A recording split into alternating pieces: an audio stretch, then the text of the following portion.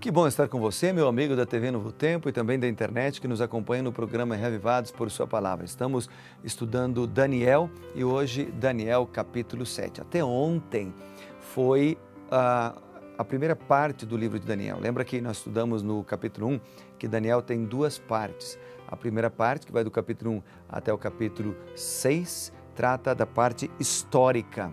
E também tem um capítulo profético dentro, que é o capítulo 2.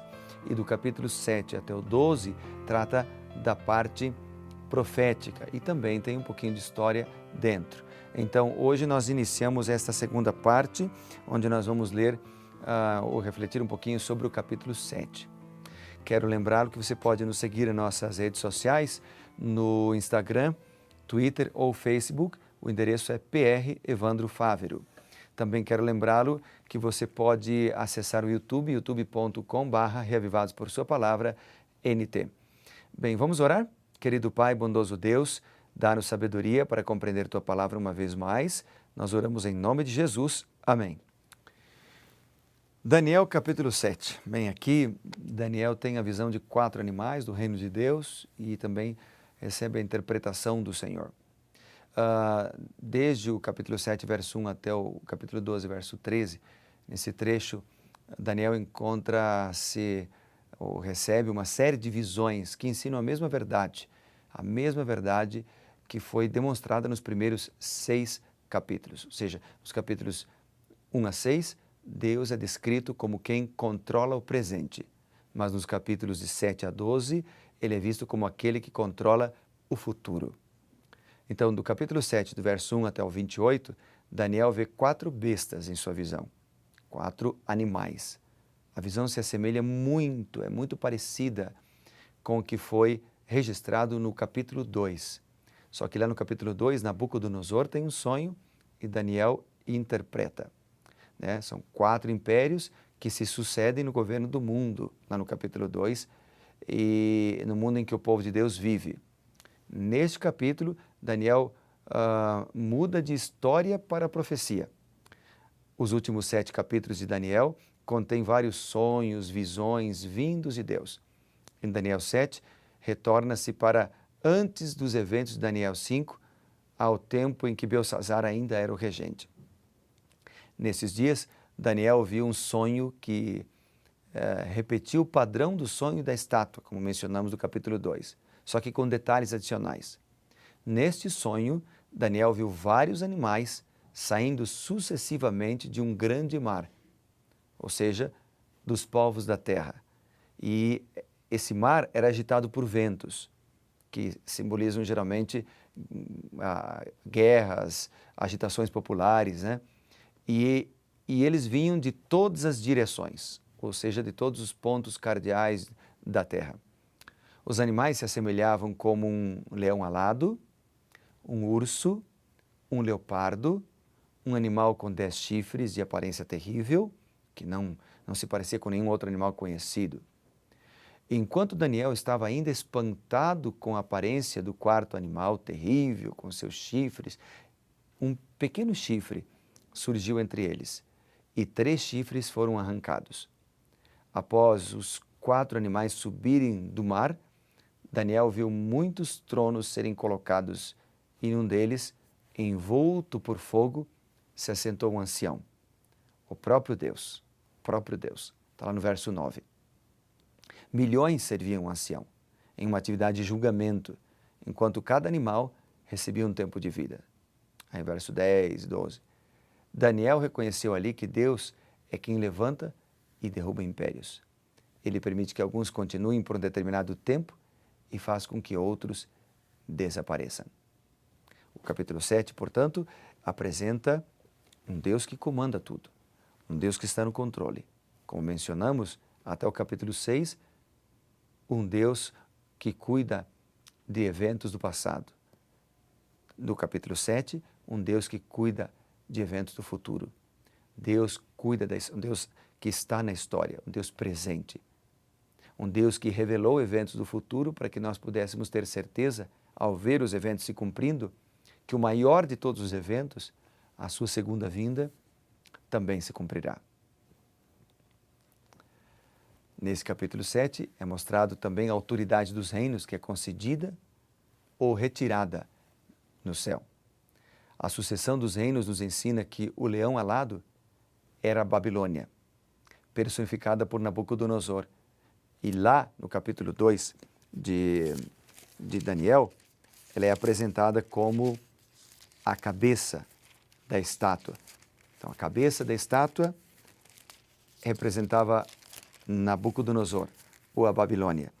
Aqui nós temos um leão com asas de águia, que representa a mesma coisa. O urso, logo depois nós temos um urso, né, no capítulo 7.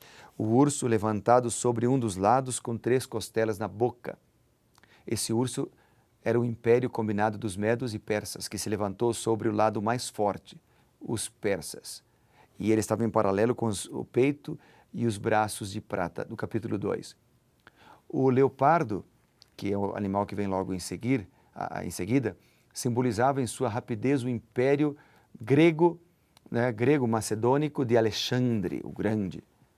Depois, o quarto animal, com 10 chifres.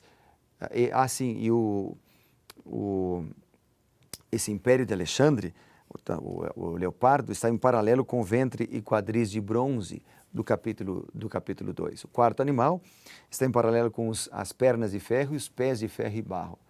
O quarto animal, com 10 chifres, era tão estranho, tão temível, que chamou a atenção de Daniel. Após o surgimento e crescimento do chifre, que falava arrogantemente blasfêmias contra Deus, esse animal foi julgado, foi morto e destruído no fogo.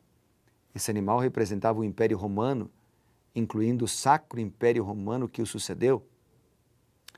Daniel recebeu ainda a informação que os 10 reis eram 10 reinos, que o poder representado pelo chifre pequeno falaria contra o Altíssimo, mudaria os tempos e a lei, está lá no versículo 25, e oprimiria os santos por um tempo, tempos e metade de um tempo. Essa frase foi preservada num dos pergaminhos com o livro de Daniel, que faziam parte dos manuscritos do Mar Morto, nas cavernas de Qumran, onde estavam ali vários documentos. Como a palavra traduzida por tempo também significa ano, então nós temos ano, anos e meio ano, ou seja, 3 anos e meio. Se considerarmos ainda que o ano judeu tinha aproximadamente 360 dias, chegamos a 1260 dias ou 1260 anos. Se aplicarmos o princípio de interpretação profética, que um dia profético significa um ano, Números 14, 33, 34, Ezequiel, nós vimos lá no capítulo 4, fala sobre isso. Então, nós chegamos ao período de 1260 anos de perseguição movido por Roma contra os cristãos em geral, e que começou no ano 538 sob o imperador romano Justiniano, e contra os cristãos que não se submeteram às doutrinas humanas impostas por Roma eclesiástica que se seguiu. O império dos 1260 anos, mostrados ao profeta Daniel, é o mesmo que foi mostrado a João em Apocalipse 12. Agitado e aterrorizado com tudo aquilo que estava vendo, a sucessão dos reinos, o chifre blasfemo, os justos sendo mortos, juízo investigativo divino, juízo executivo, Daniel pergunta o significado de tudo isso e recebe a informação. Os reinos passariam, mas os justos que sofreram de modo destacado sob o poder do quarto animal, por fim, receberiam o reino e o possuiriam para sempre. Está ali no capítulo 7 e o versículo 16, versículo 18, apresenta esta promessa. Essa visão dada a Daniel no capítulo 7 fornece segurança e esperança a todos nós que seguimos a Deus. Nosso Deus tem a história em suas mãos. Ele determinou que o reino eterno será dado aos santos do Altíssimo. Bem, aqui foi um resumo do capítulo 7. Eu gostaria que você agora passasse tempo lendo o capítulo 7 com detalhes, com bastante detalhes. E pedindo que Deus falasse o seu coração à medida que você vai lendo e com essas informações que eu passei para você sobre cada um dos animais que aqui são apresentados. Deus é um Deus que conhece a história. Deus é um Deus que conhece não só a história dos reinos, mas a minha e a tua história também. Ele sabe quem nós somos, sabe o que fizemos, como fomos criados, nossas tendências herdadas e cultivadas.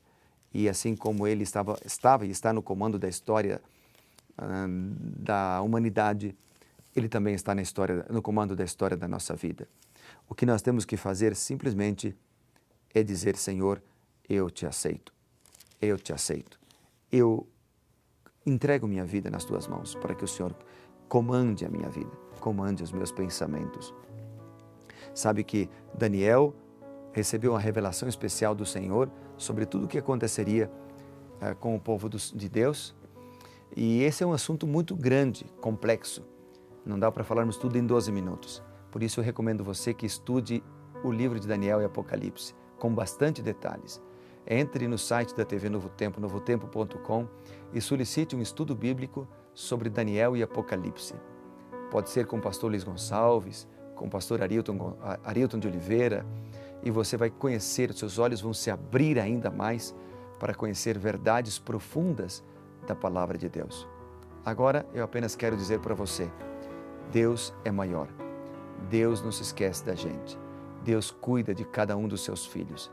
Ao longo da história da humanidade Ele cuidou, e ao longo da história da tua vida também. Vamos entregar a Ele nossa vida e a nossa família agora? Querido Pai, nós não somos nada sem Ti. Nós precisamos do Senhor. Nós precisamos de um Deus que cuida da gente. Portanto, entregamos tudo o que temos e somos nas mãos de um Deus Criador, mantenedor e diretor. Cuida da gente, perdoa os nossos pecados, protege a nossa vida. Em nome de Jesus oramos. Amém. Que Deus te abençoe, que Deus te guarde e lembre-se, esse Deus poderoso que cuidou da história continuará conduzindo e cuidando da tua vida. Grande abraço e lembre-se, seja reavivado, amigo, pela palavra de Deus, dia após dia.